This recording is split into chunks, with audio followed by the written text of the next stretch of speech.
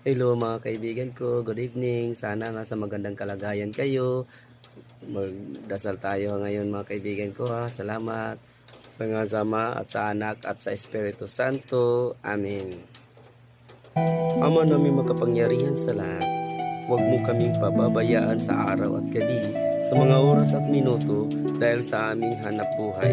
Ang mga gawain namin sa bawat isa, hindi namin alam kung kakayanin ba namin.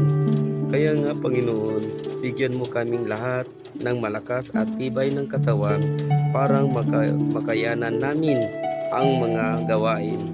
Panginoon, ipagkakaloob mo ang aming kahilingan para sa kabutihan naming lahat at ang biyayang baguhin namin ang pag-awit ng himno ng kagalakan dahil sa iyong kadakilaan at walang